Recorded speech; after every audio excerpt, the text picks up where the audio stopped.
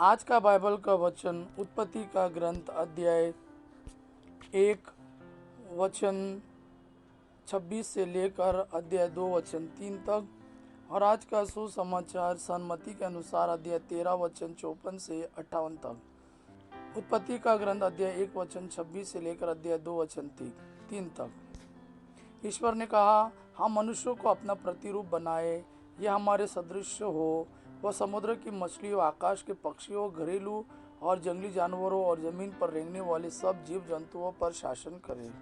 ईश्वर ने मनुष्यों को अपने प्रतिरूप बनाया, उसने उसे ईश्वर का प्रतिरूप बनाया, उसे नर और नारी के रूप में उनकी सृष्टि की। ईश्वर ने यह कहकर उन्हें आशीर्वाद दिया, फलो फूलो, पृथ्वी पर फैल जाओ और उसे अपने अधीन कर लो। समुद्र की मछलियों, आकाश के पक्षियों और पृथ्वी पर विचरने वाले सब जीव जंतुओं पर शासन करो। ईश्वर ने कहा, मैं तुमको पृथ्वी भर के बीज पैदा करने वाले सब पौधे और बीजदार फल देने वाले सब पेड़ देता हूँ, वह तुम्हारा भोजन होगा। मैं सब जंगली जानवरों को, आकाश के सब पक्षियों को, पृथ्वी पर विचरने वाले जीव जंतुओं को उनके भोजन के लिए पौधों की हरियाली देता हूँ। और ऐसा ही हुआ।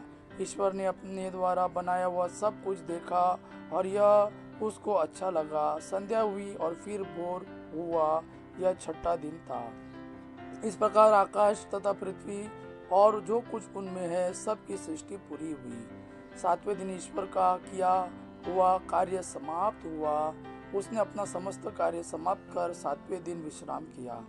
ईश्वर ने सातवें दिन को आशीर्वाद दिया और उसे पवित्र माना, क्योंकि उस दिन उसने सृष्टि का समस्त कार्य समाप्त कर विश्राम किया था।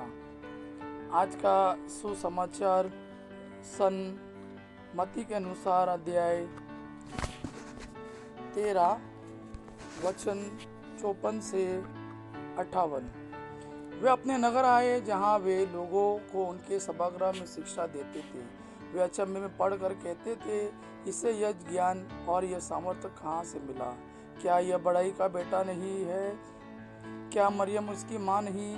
क्या याकूब, यूसुफ, सिमोन और यूदस इसके भाई नहीं? क्या इसके सब बहनें हमारे बीच नहीं रहती? तो यह सब इसे कहाँ से मिला? और पर वे ईसा में विश्वास नहीं कर सके।